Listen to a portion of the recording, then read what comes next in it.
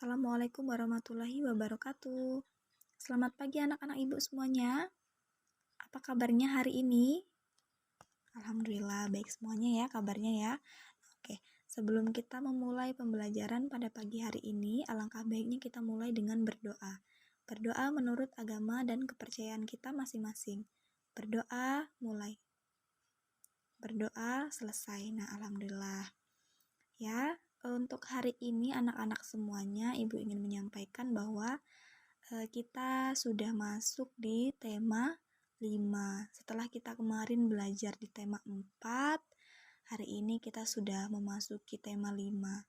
Dan untuk tema 4 kemarin, Ibu sangat bersyukur. Ibu juga berterima kasih kepada kalian karena kalian sudah mempelajari tema 4 itu sudah bagus ya.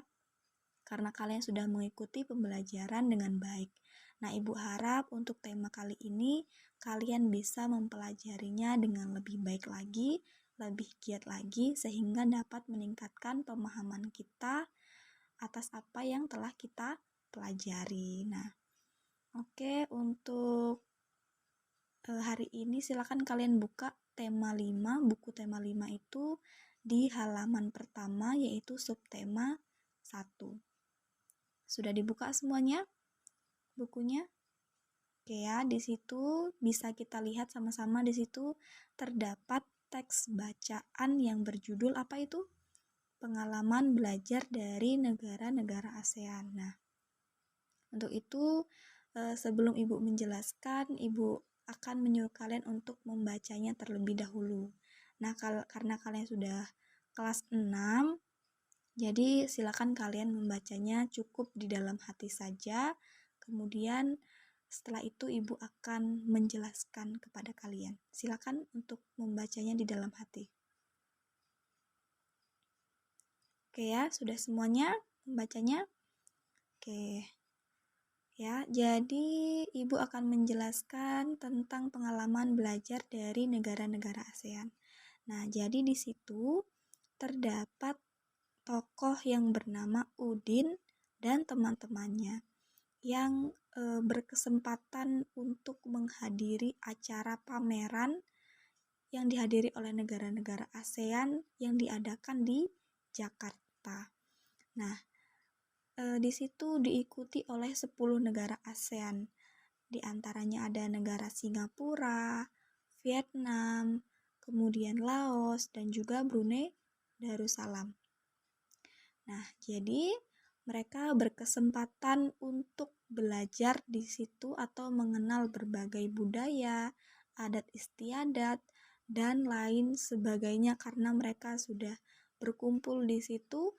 Jadi sangat banyak sekali pembelajaran yang mereka akan dapatkan ya. Nah, jadi yang pertama di situ terdapat negara apa? Negara Singapura. Nah, jadi kita bisa lihat ya, negara Singapura itu merupakan negara yang sudah maju. Nah, karena apa negaranya sudah maju? Padahal kalau kita bisa lihat ya, negara Singapura itu adalah negara yang kecil. Itu kalau dibandingkan dengan Indonesia itu perbandingannya jauh sekali ya negaranya ya, luas negaranya. Nah, tapi mereka dikatakan sebagai negara maju. Nah, bagaimana untuk negara Indonesia ini?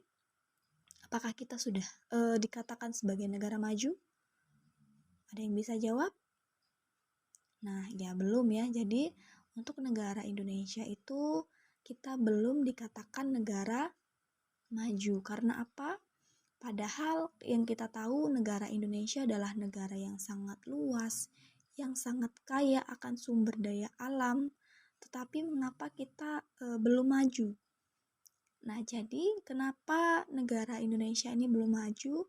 Yaitu dikarenakan karena sumber daya manusianya itu kurang di negara kita. Kurang dalam arti di sini bukannya tidak bisa ya, tapi belum bisa mengolah bahan atau sumber daya alam yang ada di Indonesia itu dengan baik.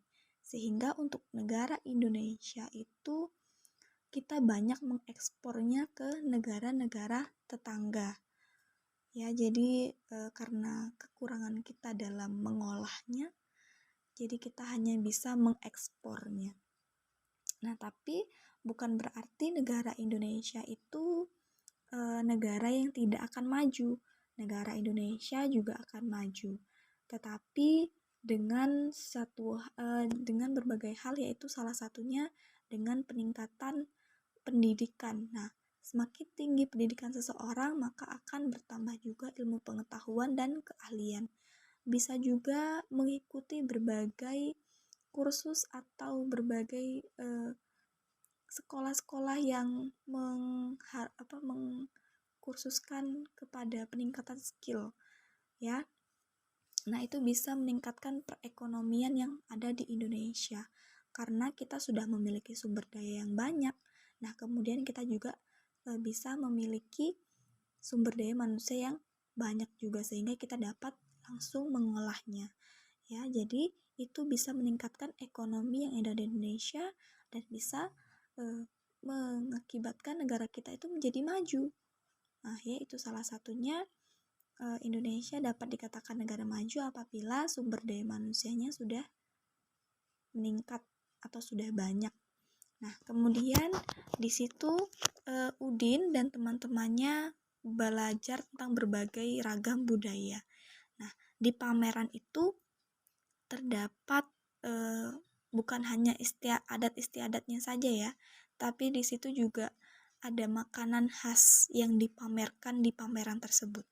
Nah, contohnya ini ada makanan dari Vietnam, namanya Po. Ini makanan dari Vietnam. Kemudian ini makanan dari Laos.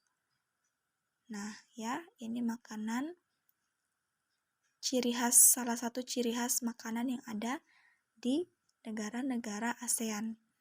Nah, apakah untuk Indonesia kita memiliki makanan khas? Ya, pasti kita memiliki karena Indonesia itu sangat beragam ya. Sangat banyak budayanya, adat istiadatnya, kemudian ras etnis itu kita memiliki banyak sekali.